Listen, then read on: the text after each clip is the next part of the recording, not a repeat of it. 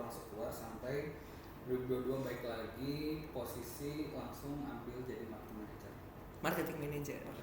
Okay. Ya, di situ saya lihat Cipta untuk branding di sosial medianya belum kuat waktu itu, dan akhirnya saya ambil alih lah posisi itu untuk diperkuat lagi brandingnya. Okay. Sampai saya lihat kok kontennya gitu-gitu aja gitu, nggak begitu menarik, dan sampai saya kepikiran, kebetulan Instagram waktu itu ngeluarin fitur collab 2023 awal mas. Okay. Terus saya kebetulan punya teman punya kayak seblak gitu. Nah akhirnya itu pertama kali coba nih kalau kemarin kebetulan kenal sama orang. Dan saya pikir nguntungin kedua pihak, pertama bakal nguntungin Ciptanya juga, mungkin bakal cetak Cipta buat kebutuhan packagingnya. Kedua dia baru buka juga, pasti dia butuh awareness. Kebetulan Cipta udah punya followers dan dia belum begitu punya followers. Akhirnya kita collab tuh pertama kali. Di situ belum meledak sebenarnya, belum sama sekali, view masih 1000. Terus coba terus collab yang tadinya sebulan sekali, sebulan 4 kali sampai sebulan 8 kali. Okay. Puncaknya itu ketika malah collab yang dimana followernya lebih dikit lagi waktu itu, tulang rangu. Nah itu yang paling meledak, kalau nggak salah 40.000 view. Okay. Dan saya dengar dari tim juga dampaknya si tulang rangu ini, UMKM ini bisa beli freezer lagi buat kebutuhan operasionalnya. Okay. Nah itu akhirnya lebih ke Cipta bisa memberi dampak ke UMKM ya. Dan yang saya lihat juga akhirnya secara tidak langsung juga ke pembelian di online juga alhamdulillah malah makin banyak UMKM yang datang. Karena branding support UMKM ini makin kuat Cipta.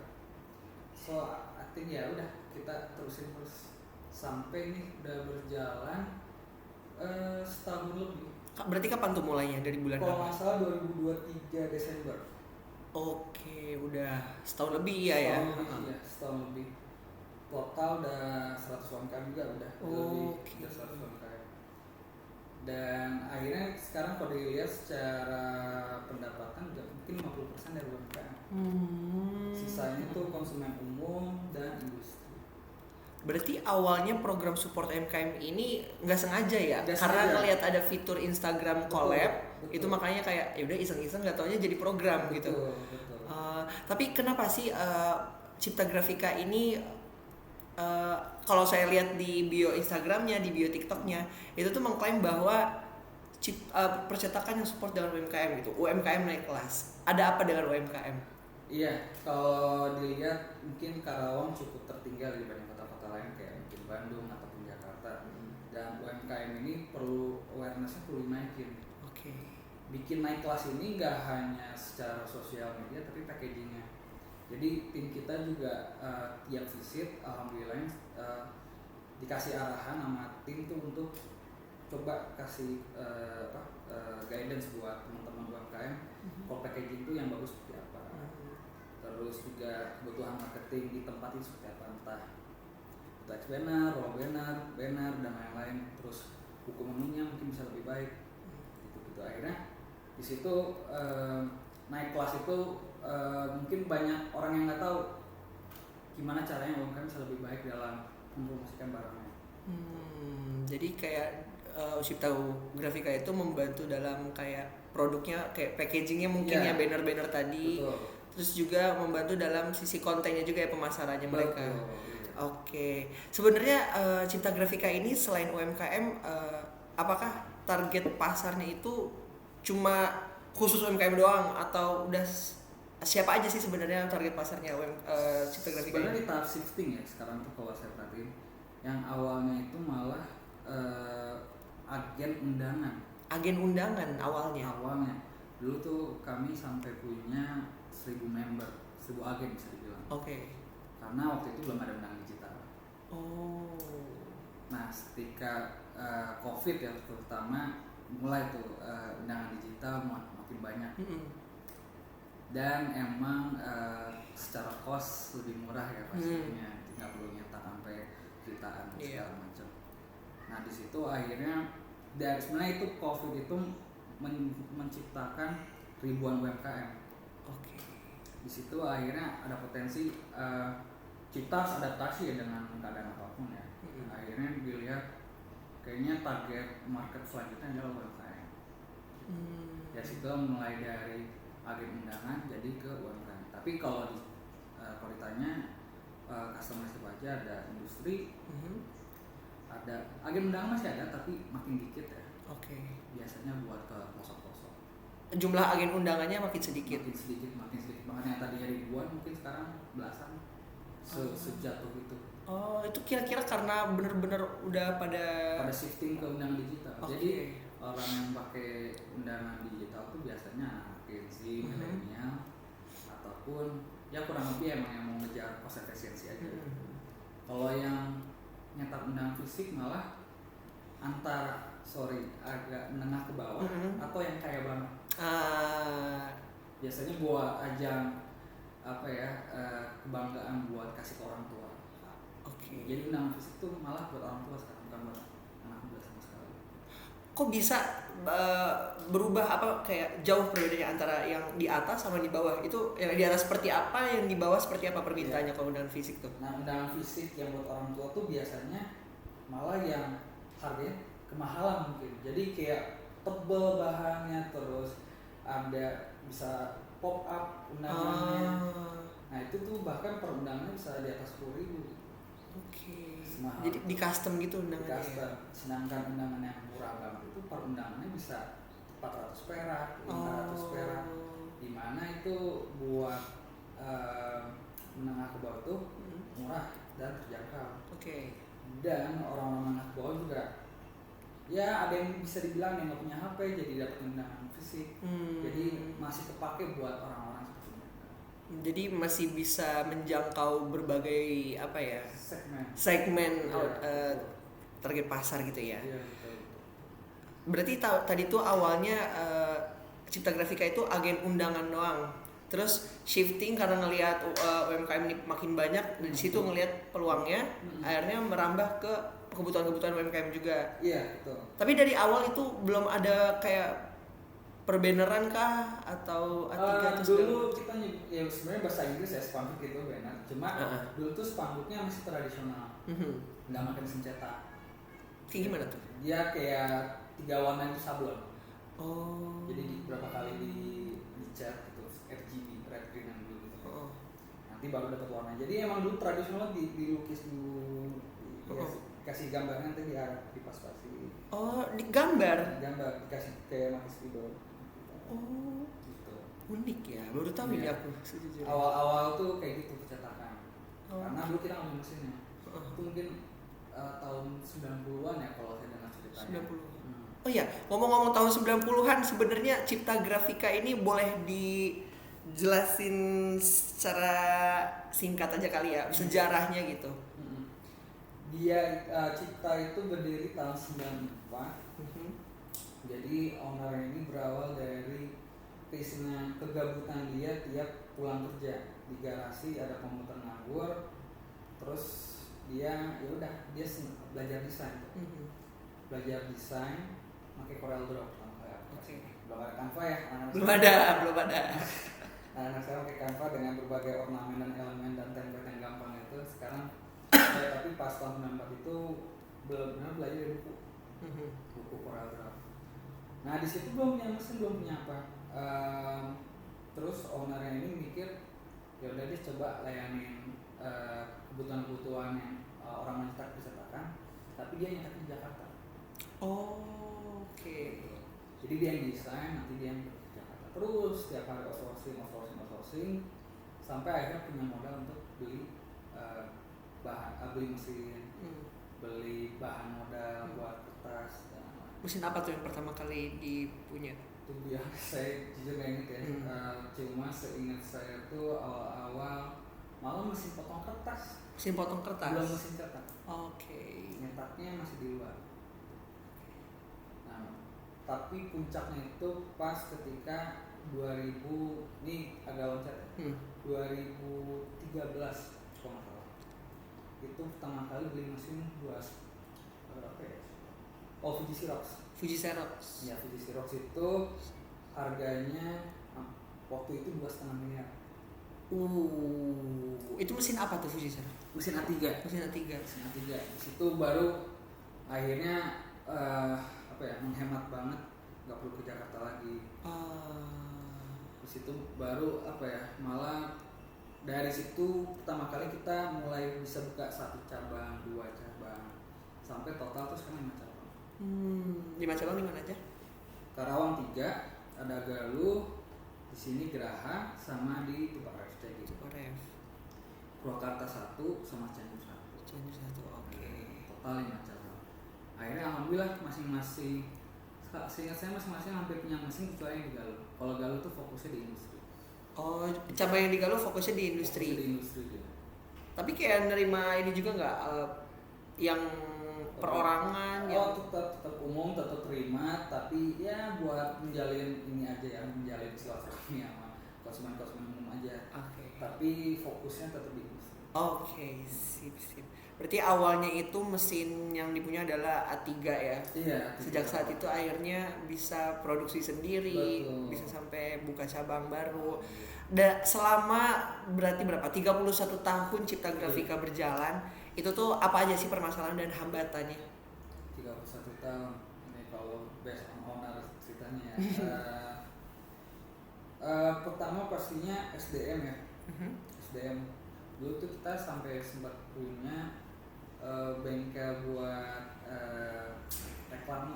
Bengkel buat reklame? Iya, kayak billboard yang di luar sana tuh. Kita sempat punya bengkelnya. Cuma akhirnya dari owner ini tidak sanggup untuk ngurusin SDM. SDM-nya ini kayak kerjanya bisa masuk sesukanya, terus gajinya susah dikasih, entah buat naik ke kerendahan. Terus owner mikir akhirnya cara ngatasin ini daripada bikin beban perusahaan, akhirnya dijual bengkel untuk cost efisiensi, malah lebih menguntungkan ketika outsourcing. Gitu. Jadi SDM pasti tantangan utama ya. Dari 1 karyawan sekarang total 94 karyawan. 94 karyawan. Itu termasuk orang-orang yang magang sih. Itu SDM. Kedua, kalau tantangan tren, alhamdulillah ya, yang tadi udah ceritain juga, COVID itu salah satu tantangan. Ketika orang-orang jualan kertas, jualan untuk printing dan segala macam, kita sempat jualan cabai, bawang bombay, beras. Pas COVID, yang penting karyawan gak ada yang keluarin. Tetap ada penyesuaian gaji karena COVID ya, dan pendapatan turun semua, pasti semua, mungkin bisa dibilang semua industri ya. Mungkin bisa dilihat data di internet. Cuma alhamdulillah Cipta pas COVID itu kami tidak menyisa 1 karyawan. Oh iya, nggak ada layoff. Nggak ada layoff sama sekali. Kerja itu salah satu ngatasin itu juga kerjanya di shift ya, di shift ya. Jadi ada yang shift pagi doang, ada yang shift siang doang. Dan kerjanya itu seingat saya cuma 15 hari dalam sebulan. Kalau 15 hari berarti banyak banget bolong itu? Iya, jadi gajinya juga dipotong. Tapi yang penting nggak dipecat. Paham. Yang penting mereka ya kasarnya makan masih bisa. Tapi ini ada kayak imbauan ke mereka juga nggak? Pasti ada imbauan, pasti. Soalnya mereka udah ketahuan di layoff. Dan mereka setuju aja gitu ya dengan kebijakan itu. Soalnya kalau di layoff lebih susah nyari makan ya. Setuju. Soalnya industri mungkin ribuan ya dipecat ya, kalau dengar dari rekan-rekan di industri itu. Nah, tapi Cipta itu nggak ngeluarin satupun. Nggak layoff sedikit. Nggak layoff satupun. Karena malah mereka yang kasarnya mereka butuh kerja buat kebutuhan makan mereka. Dan alhamdulillah waktu itu juga Cipta chefnya masih ada juga. Jadi kalau makan siang masih bisa.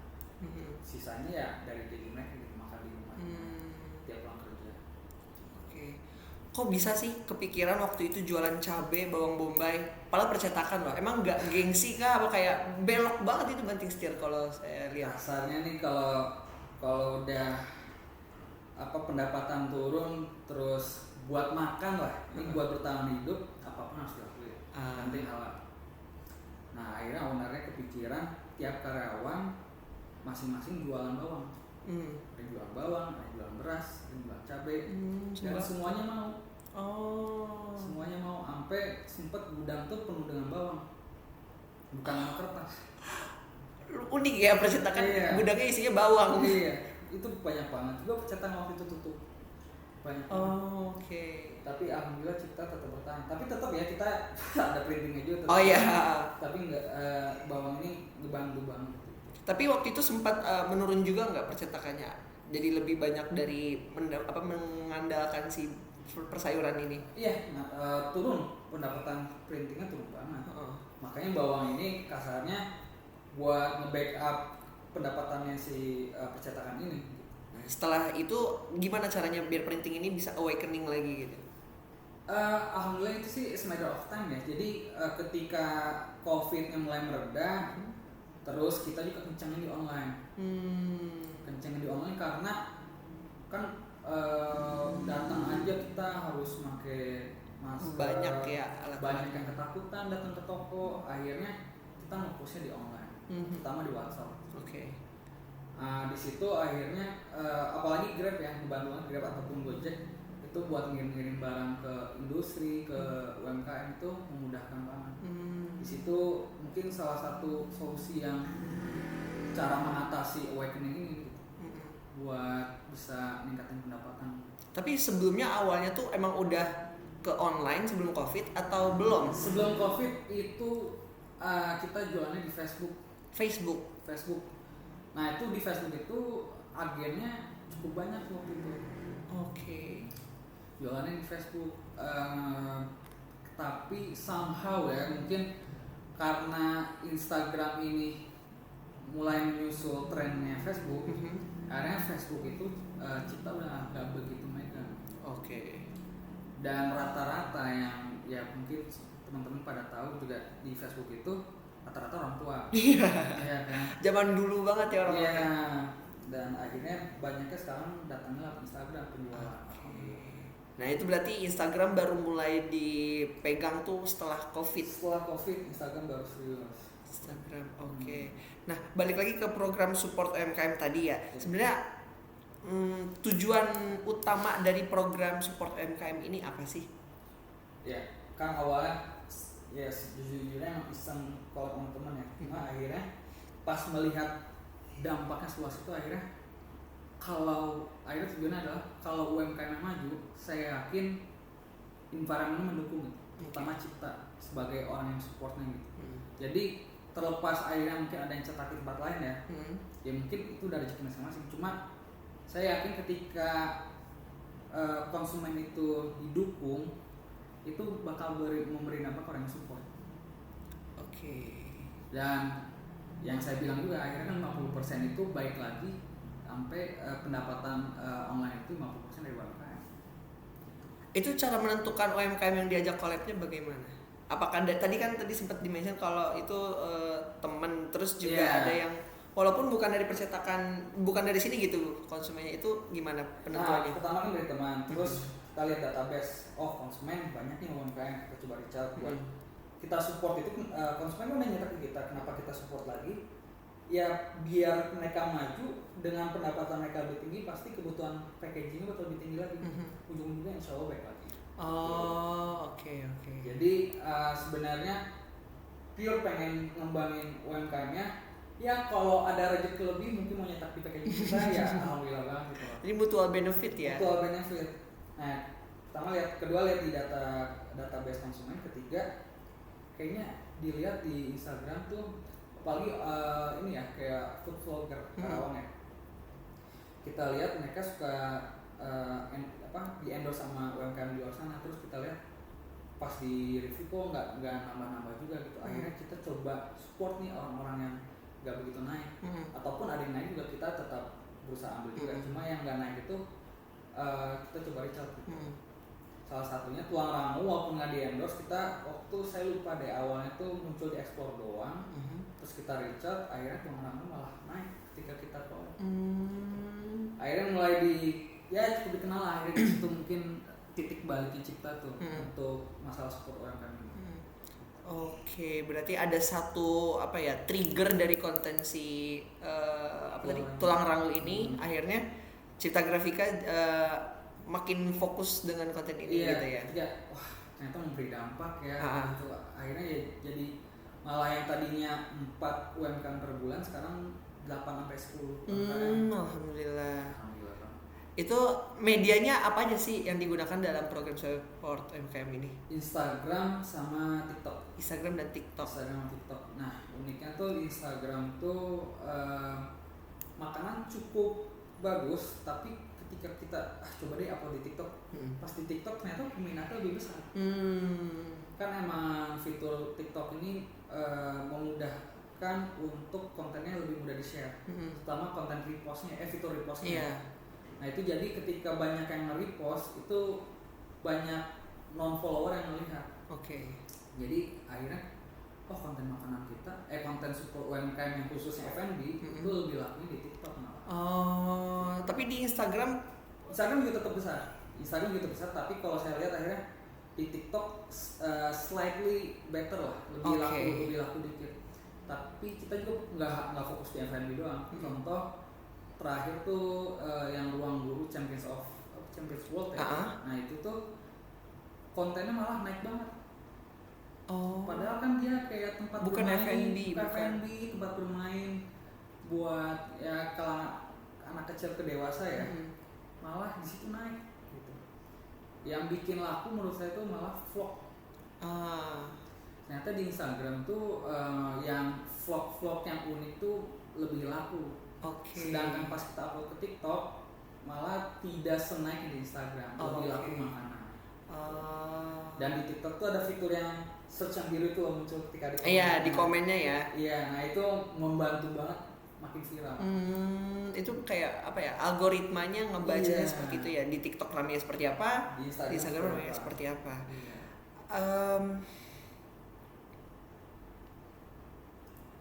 Ngeblank sampai mana tadi ya? Aman, kita napas dulu.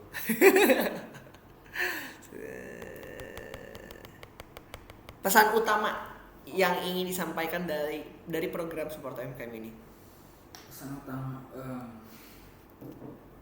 ketika videonya keluar, pesan utamanya apa buat UMKM? Enggak cuma soal video, program support UMKM in general. Oke. Pesan utamanya sih pengen UMKM Karawang itu maju gitu. Dan terlihat UMKM Karawang itu tidak kalah dengan UMKM yang di kota-kota lain. Soalnya kan kalau lihat konten viral di luar kota, ternyata di Bekasi, ternyata di Bandung, ternyata di Bogor. Padahal Karawang tuh banyak UMKM yang bagus. Jadi tujuan utamanya itu UMKM ini naik kelas, bisa terlihat banyak oleh warga-warga Karawang. Kedua, akhirnya pesan utama keduanya tuh kedua itu gimana caranya gak hanya self awarenessnya naik, tapi secara branding mereka makin kuat. Entah di tempatnya bisa terlihat makin bagus. Terlihat bagus itu bisa dengan entah tampilan menunya lebih bagus, bannernya lebih bagus. Ini jadi ngomongin percetakan ya, cuma pasti UMKM itu tidak jauh dari percetakan. Tidak jauh dari percetakan, pasti mereka butuh percetakan. Walaupun mereka bisa cetak di online, tapi dengan kita visit mereka ternyata gue butuh cetaknya. Jadi ada knowledge yang baru gitu buat mereka dengan program support UMKM. Tidak hanya beli, tapi mereka juga tahu ternyata gue harus butuh cetakan ini. Itu berarti dari pihak Cipta Grafikanya menawarkan produk atau seperti apa? Pertamanya pastinya kita ngasih tahu, ini Kak kurang ini. Jadi kita ngasih tahu dulu. Kalau mau nyetak di kita pasti ngasih tahu, Kak kita juga jualan ini loh. Gitu. Jadi ya soft selling dikit-dikit lah. Jadi gak hanya support mereka, tapi kita juga nggak mau boncos ya. Kalau bisa closing kita closing. Oke. Jadi apa ya, cari bola ya, apa jemput bola. Nah itu yang mungkin yang bisa dibilang kita sedikit lebih unggul dibanding teman-teman. Oke. Karena banyak teman-teman percetakan di Karawang tuh ngeluh. Sebenarnya industri percetakan di Karawang tuh lagi sepi-sepinya saat ini. Kita punya komunitas itu IPK, Ikatan Percetakan Karawang, bisa dilihat di Facebook ya, karena orang-orang tua semua tuh isinya. Nah mereka tuh waktu itu sempat meeting, terus mereka bilang lagi sepi banget industri percetakan karena kalah sama orang Shopee, Tokped. Terus mereka nanya ke percetakan Ciptagrafi, kenapa masih mereka melihat kita kok kayak aman-aman aja gitu. Ya klarifikasi kami bilang kalau nunggu bola ya lama datangnya gitu. Akhirnya kita sering jemput bola. Kadang promosi doang itu nggak cukup. Tapi kita harus jalin apa ya, silaturahmi ataupun jalin komunikasi dengan calon customer ataupun customer lama. Karena customer lama juga harus diingetin. Mereka tuh lupa, padahal mereka tuh punya database percetakan di luar sana. Tapi kalau nggak di-reach out mereka nggak akan ingat. Jadi menarik lagi konsumen-konsumen lama ya. Betul. Coba di-reach out. Iya. Jadi yang kami lakuin tuh salah satunya jemput bola, mau customer lama ataupun calon customer. Itu penting banget. Berarti kalau boleh disimpulkan secara singkat nih, perbedaan Ciptagrafika yang mengunggulkan Ciptagrafika daripada percetakan lain. Aduh, ini jadi self claim cuma kalau yang kami lihat ya, kami mungkin bisa dibilang satu-satunya percetakan yang 100% garansinya. 100% garansinya? Iya, jadi kalau ada kesalahan dari kualitas produk, entah dari kuantitas produknya juga, kami siap ganti. Kami siap menanggung kesalahan. Itu requirement-nya kayak gimana aja? Ya pastinya pertama nanti misalnya mereka udah ngirim filenya nih, terus misalnya kita cetak dulu satu file dulu, ini ada teknis ya. Terus kita kasih lihat dulu ke customer-nya. Kalau udah sesuai, baru kita cetakkan. Tapi kalau ternyata pas cetak gak sesuai, pasti kami ganti. Oke. Sebenarnya intinya sesuai dengan syarat dan ketentuan atau enggak. Sesuai dengan yang mereka minta atau enggak. Kalau nggak sesuai pasti kami ganti. Nah, kalau tadi di program support UMKM itu siapa aja sih yang terlibat dalam program ini? Yang terlibat dalam support UMKM ini? Iya. Oke, ini maksudnya dari Ciptagrafikanya. Dari Ciptagrafikanya. Iya. Pastinya ini yang diutamakan tim marketingnya ya. Tim marketingnya ini terdiri dari ada digital marketingnya sama Cipta Online. Cipta Online itu fokusnya ngurusin customer online. Nah, digital marketing ini ada content creator, ada copywriter, ada juga social media specialist. Nah, mereka bertiga ini ini 3 stakeholder ini tuh yang ngejemput bola tugasnya. Nah, sedangkan yang Cipta Online ini tugasnya adalah mereka ada ntar satu customer service yang suka ikut kalau visit UMKM ini. Nanti mereka kasih tahu knowledge yang kira-kira ternyata butuh cetakan ini, ternyata butuh cetakan ini. Jadi tugas marketing itu pertama jemput bola, tugasnya CS ini pastiin mudah-mudahan closing itu sellingnya gitu. Nerima bolanya gitu, dan pastiin hubungan antara calon UMKM dan Cipta ini terus berjalan. Gitu. Itu yang 4 ya sebenarnya stakeholdernya, ada Cipta Online, ada digital marketing, ada 3 stakeholder. Berarti 2 divisi ini yang berperan besar di program ini ya. Tapi sebenarnya pelaksanaan program support UMKM ini hanya, kalau saya lihat kan di media sosial adanya bikin konten seperti itu ya. Selain di online itu ada offline-nya juga nggak program ini? Program offline-nya, bentar saya ingat. Kalau offline itu kami nggak dibilang, kayaknya nggak termasuk perangkat. Cuma kalau biasanya kalau ada kebutuhan event mahasiswa biasanya kami kasih diskon, tapi itu bukan sport UMKM sih. Jadi lebih ke ya bisa dibilang CSR kali ya. Kayak gitu. Cuma kalau sport UMKM offline so far ada sih kadang customer yang nggak punya Instagram tuh kami reach out. Tapi kami angkat ke online. Nah itu nggak tahu tuh maksudnya support UMKM atau enggak secara offline. Berarti awal ngambil konsumen mitranya ini dari offline, terus diangkat lewat online gitu ya? Iya betul. Berarti di situ ada penawaran secara langsung. Betul. Jadi malah kayak kita langsung nembak di tempat lapaknya gitu.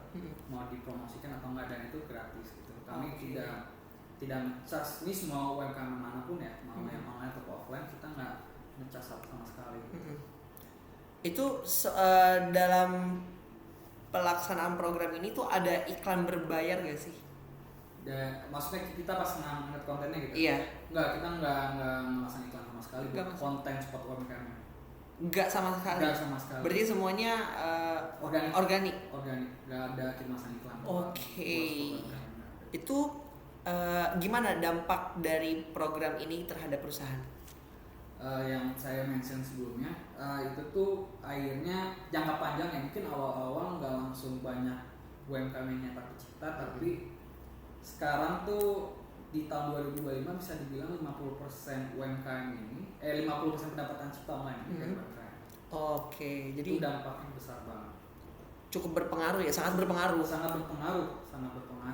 Dan berharapnya kita bisa support UMKM lebih banyak lagi biar industri percetakan ini lebih hidup lagi. Entah nanti mau nyetak di Cipta itu bonus gitu. Tapi ketika industri percetakan hidup, Cipta juga kena dampaknya.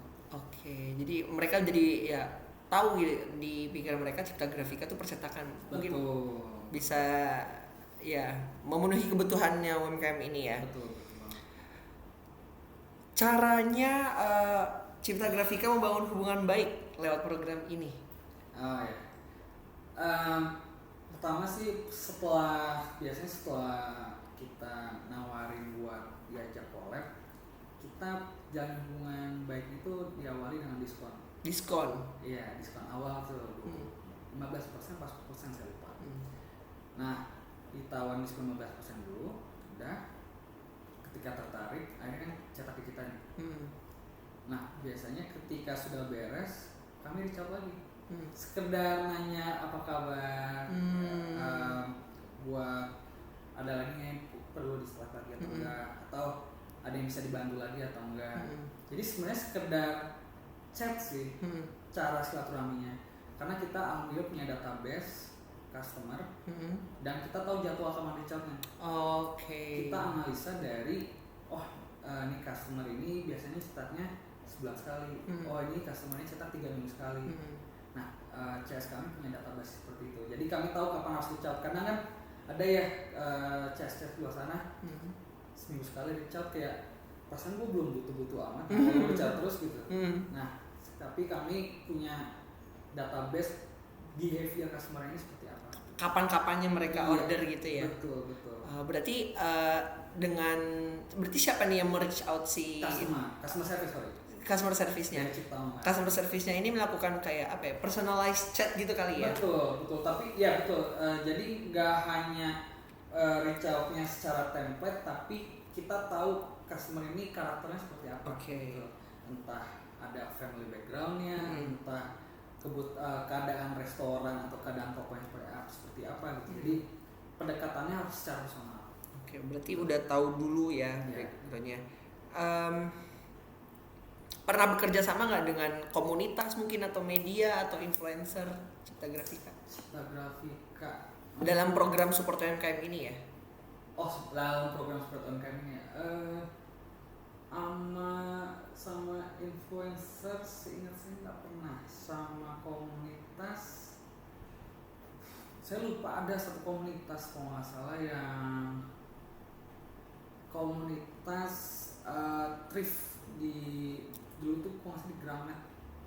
Di Gramet. Nah itu tuh ada komunitas thrift baju-baju gitu. Kita pernah support tuh, diangkat kontennya terus dan ternyata mereka juga nyetak bannernya di kita. Oh, nah itu berarti awalnya karena mereka nyetak banner di Cipta Grafika dulu, baru di sebenarnya mereka propose sih untuk mengajukan sponsor, tapi kami pikir wah ini kalau komunitas yang disupport dan di dalam komunitas kan banyak toko-toko ya.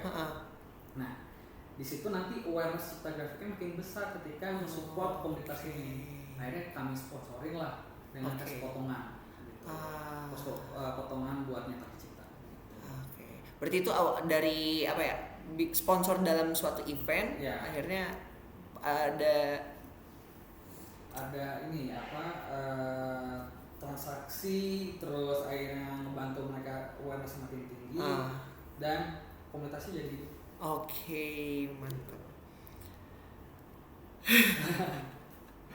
blank. Berapa lagi pertanyaan? Masih ada beberapa lagi. Cara Cipta menjangkau calon pelanggan yang sebelumnya belum tahu Cipta Grafika. Cara Cipta menjangkau orang-orang yang sebelumnya belum tahu Cipta Grafika, akhirnya sampai mereka bisa order di kita. Di Cipta Grafika. Oke. Sebenarnya dari program support UMKM ini tuh banyak video-video yang viral. Nah, dari video viral ini akhirnya itu banyak non-follower. Jadi kalau dilihat reels kita nih di insight-nya, non-followersnya itu bisa dibilang 98% yang melihat video viral kita. Karena follower kita belum besar-besar amat.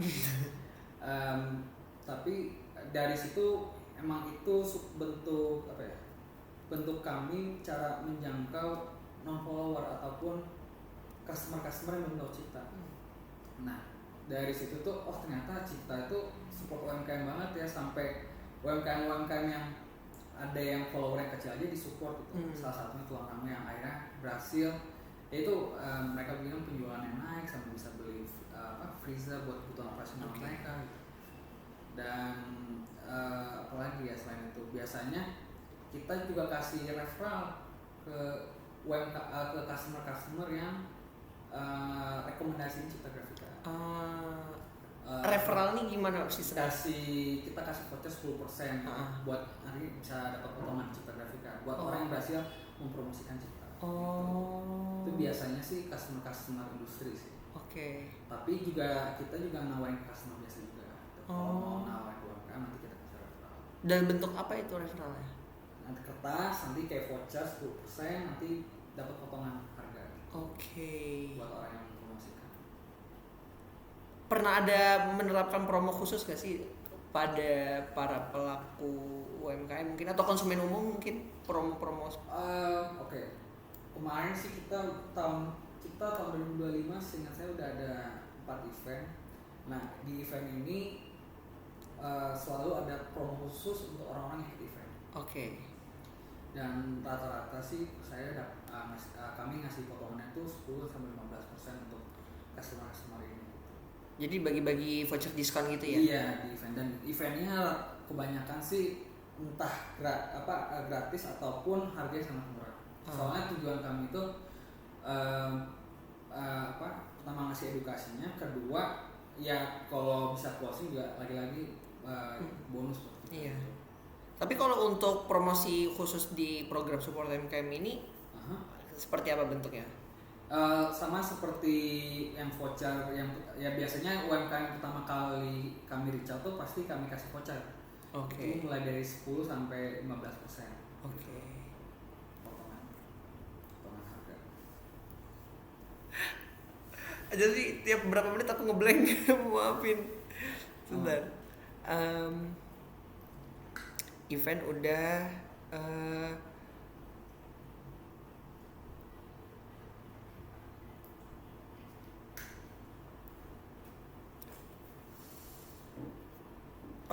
untuk promosi dari sejauh mana Cipta Grafika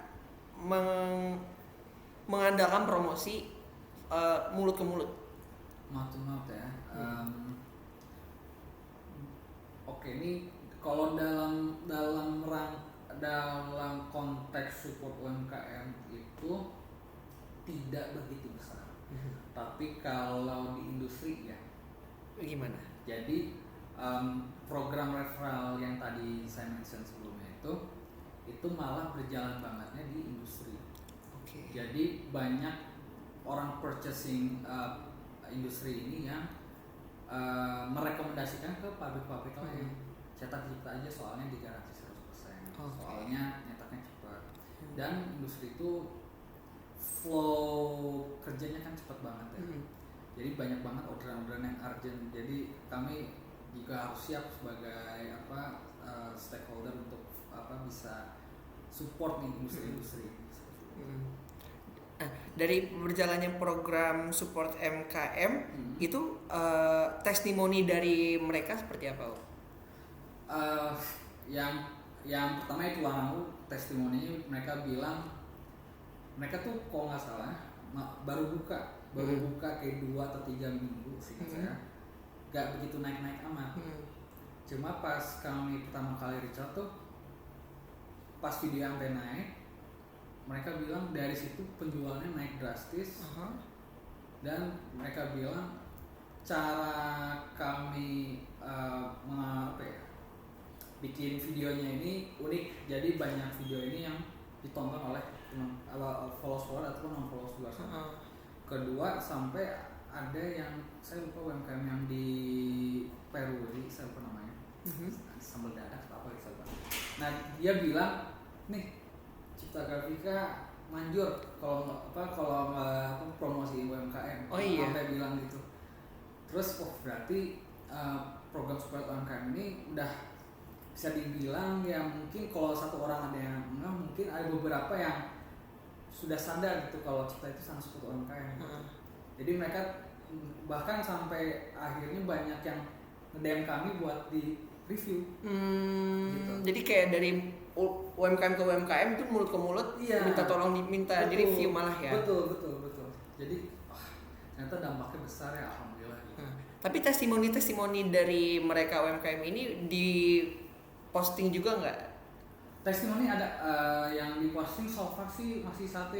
Soalnya kami takut ini malah takut terkesan sombong.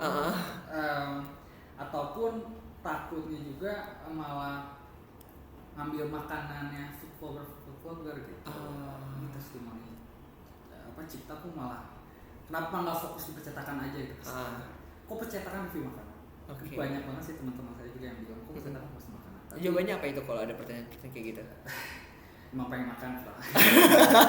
Jadi saya bilang soalnya pasti UMKM F&B ataupun UMKM manapun pasti butuh percetakan. Karena packaging itu nggak mungkin nggak pakai kertas. Pasti butuh kertas, pasti butuh kebutuhan percetakan, pasti banget, entah stiker, entah kertas-kertas buat lunchbox dan lain-lain itu pasti butuh, banner apalagi pasti butuh. Jadi kertas itu percetakan itu pasti akan dibutuhin mungkin entah 50 tahun ke depan masih. Jadi itu pasti kalau saya jawab kalau ditanya sama teman ya kayak gitu. Menjanjikan berarti bisnis percetakan. Semaju-majunya teknologi percetakan saya rasa sih percetakan mungkin kalau orang bilang paperless ya pasti buat mendukung iklim ya. Tapi kertas kayaknya nggak mungkin musnah deh. Karena kita makan kayak apa kalau take away gitu? Nggak mungkin ya. Ini susah ya. Mungkin nggak tahu ya kalau ada terobosan inovasi dan segala macam. So far kayak 100 tahun ke depan masih aman deh. Kayaknya nggak mungkin makanan nasi goreng dibungkus pakai download dulu kan heboh ya. Oke. Nah, dari perjalanan program support UMKM ini, bagaimana Cipta Grafika mengevaluasi keberhasilannya? Dari program ini tuh biasanya kami evaluasi tiap awal bulan. Tiap awal bulan konten-konten apa aja yang naik untuk UMKM. Terus kami bisa lihat kayak entah dari reach-nya, menjangkau berapa orangnya, dari like-nya, dari interaksinya. Misalnya kalau terlihat kecil kita biasanya fokus nih hook-nya atau 3 detik utamanya bagus atau enggak. Kalau nggak bagus berarti nanti kita evaluasi, ternyata hook-nya nih kurang nendang, kurang bikin orang attention-nya tuh langsung skip gitu. Itu satu. Kedua Kadang emang secara seluruh video nggak menarik aja gitu. Jadi tidak bikin orang tertarik nonton.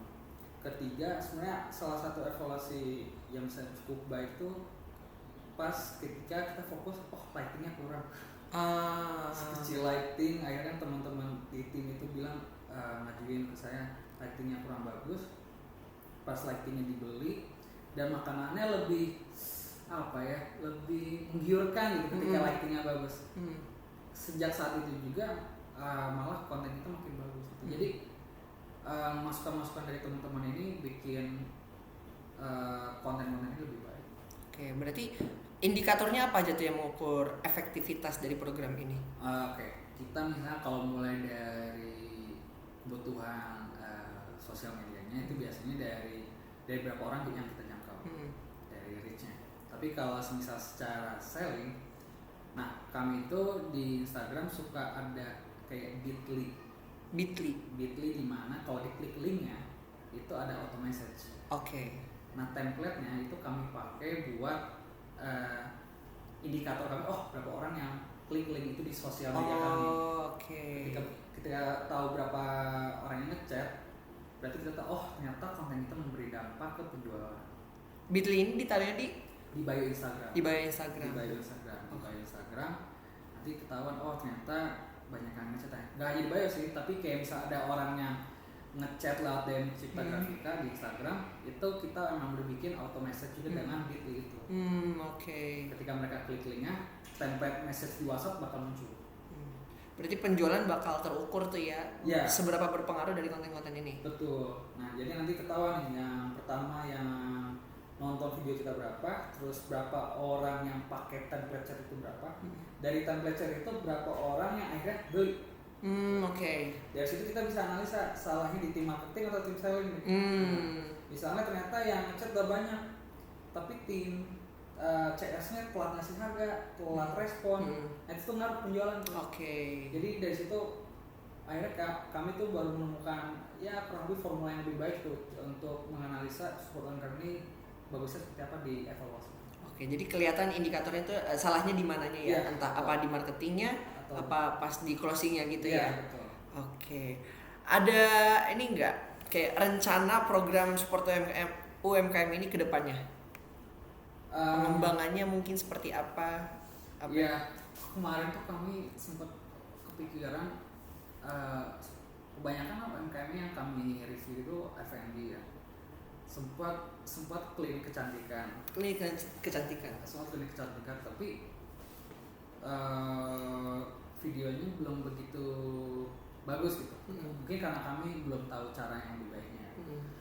Tapi kalau dipikir-pikir support UMKM so far belum ada inovasi sih. Sempat kepikiran mau bikin mau nge-reviewnya malah komunitas kan di Karawang tuh makin banyak. Apalagi komunitas lari ya. Udah makin banyak ya sekarang. Makin banyak. Terus kami pikir kalau kami angkat komunitas itu bisa lebih besar. Karena komunitasnya nggak hanya satu, komunitas lari itu banyak banget.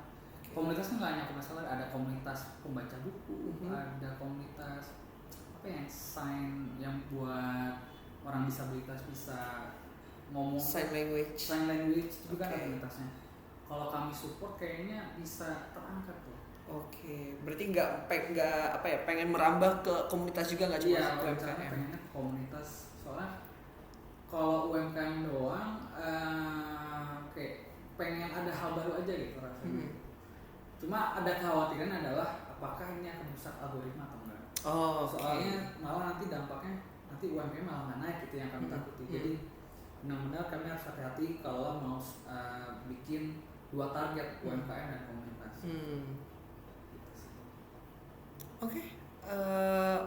Mungkin as a final statement, ini kita udah pertanyaan terakhir. As a final statement soal program support UMKM, mungkin ada yang ingin disampaikan tentang program tersebut? Walaupun ini sudah tidak dipromosikan, tapi sebenarnya program support UMKM ini tujuan besarnya UMKM Karawang mudah-mudahan lebih besar, naik kelas, ya mudah-mudahan rezekinya nular ke kami. Tapi dengan UMKM Karawang makin besar, warga-warga juga nggak perlu keluar dari Karawang, akhirnya malah bisa kulineran tuh di Karawang aja sebenarnya. Dan dampaknya juga nanti penjualan UMKM makin besar, terus banyak juga akhirnya mungkin calon-calon warga Karawang yang menjadi UMKM juga. Kan industri juga makin berkurang sekarang. Yang dari 1.500 kan tinggal 900 pabrik. Mungkin mereka mau jadi UMKM karena emang UMKM ini kalau nggak salah singkatnya mensupport 90% ekonomi Indonesia. Oh iya. Mungkin bisa dicek ya, saya lupa secara datanya. Makanya UMKM ini perannya besar gitu di ekonomi Indonesia ataupun Karawang. Gitu kan. Mantap sekali teman-teman. Support UMKM. Oke, terima kasih banyak Ajasmi atas waktunya sudah mau saya wawancara. Mungkin kalau misalnya nanti saya butuh beberapa informasi yang perlu dilengkapi, boleh saya reach out lagi ya Kak ya. Oke, terima kasih. Wassalamualaikum warahmatullahi wabarakatuh. Waalaikumsalam. Aduh, betul banget. Oh my god. Tapi BTW Ajasmi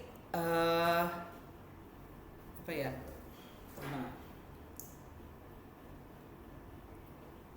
Yang apa sih tadi gue pengen ngomong apa ya, yang bagian event itu? Yang event itu sneaker thrift. Bukan yang support UMKM tapi bentuk eventnya gitu. Emang kita nggak ada ya? Nggak ada ya rasanya. Nggak jadi gitu. Yang mau ngadain seminar buat UMKM. Nah itu Shine Forest kan contohnya workshop. Iya, enggak. Nah kalau kayak gitu boleh aja jelasin, nanti kan aku bisa cut. Shine Forest itu tuh buat pembelajaran nggak sih? Atau buat mereka jualan juga? Workshop sih, jadi kayak ayo bikin. Iya, saya lagi mikir kayak ada tapi apa gitu. Sama ini yang waktu itu ngerangkai apa? Arkamaya kan workshop juga. Nggak jadi kan kita. Oh nggak jadi ya? Justru yang cuma satu-satunya itu si Shine Forest doang yang bekerja sama dengan kita. Jadi support UMKM di mana itu workshop gitu ya? Tapi aman sih. Ini kemarin Tefat jawabnya yang ini soalnya Shine Forest. Jadi bisa ke cover sama Tefat ya gitu. So far yang lain semua kejawab alhamdulillah. Aja sih makasih banyak ya Ayah, udah banyak ngebantuin Jaki bikin skripsi ini. Jawabannya saya banyak yang tahu. Nggak apa-apa kan bisa saling, makanya kan sampai 4 informan biar saling mengisi. Tapi yang komunitas bener, literally tadi baru bahas sama Farhan. Oh iya. Kayaknya kalau support komunitas seru deh. Kayak pengen bikin yang beda aja, cuma saya mikir ya kalau misalnya mau di rumah ya. Tapi kayak emang ada ya akun yang nggak bisa fokus, yang fokusnya tuh banyak ada nggak? Kayak misalnya kan kita udah fokus sama UMKM nih. Kalau kita mau ke komunitas, kira-kira emang nggak bisa banget apa? Bisa, tapi maksudnya nggak jadi prioritas aja sih. Pengennya kayak ada komunitas lagi, ada komunitas membaca, kayak gitu, hal-hal yang kecil tapi kalau lari sih kayaknya awareness sudah tinggi ya. Cuma kayak komunitas kayak Sign Language itu masih dikit. Tapi menurut Ajaspi gimana? Kita fokus di objeknya atau kita fokus di cara penyampaiannya? Karena kalau misalnya kita fokus di vlog itu bisa masuk di mana aja. Bisa pas kita lagi visit, bisa pas kita lagi Champions World itu kan bukan makanan gitu. Barangkali nanti kita misalnya mau review komunitas dengan cara vlog, pendekatannya gitu. Jadi yang kita utamain. Oh, pendekatannya. Ya mungkin vlog salah satunya, soalnya kalau secara objek kita belum tahu caranya. Ya nggak sih? Soalnya ya Intersport kalau saya lihat videonya literally kita nggak tahu cara mempromosikan banget, tapi dengan vlog pure gitu. I know right. Dengan share keseruannya. Iya. Jadi gitu videonya. Karena kalau vlog yang kita jual tuh serunya, kocaknya gitu iya, kan. Bukan objektifnya. Ya objektif secara tidak langsung ya. Itu kan? Bonus lah. Karena akhirnya tercapai ternyata seru ini gitu. Jujur itu sih yang dari kemana aku pikirin, apa kita banyakin vlognya gitu. Ya pengen sih, apalagi banyak komunitas kayak saya rasa bisa support banget. Terutama yang ini yang suka perusahaan berjalan tuh volunteer juga nggak sih? Apa komunitas? Itu komunitas ada volunteer. Volunteer pasti dicanangkan oleh komunitas. Ya itu maksudnya. Ya kayak gitu pengen banget. Masih ada ya? Nggak pernah lihat sih. Kalau bukan anak KKN ya pasti. Oh iya. Terakhir yang dengar sih waktu itu atau nggak di kafe tiap minggu. Kemarin tadi ngobrol sama Farhan, terus tadi juga Farhan bilang nanti bakal ada maraton barangkali. Di mana acara apa? Karena maraton katanya maraton terbesar Karawang. Yang kayak kemarin katanya JKR mau jadi IO-nya. Iya nggak tahu malah. Tadi pernah sempat mention makanya. Nggak. Biasanya Jasmi aku boleh nggak sih nanti kan sebenarnya deadline aku kan tinggal 2 minggu lagi ya. Terakhir tuh tanggal 10 ini BTW kenapa nggak dimatiin ya?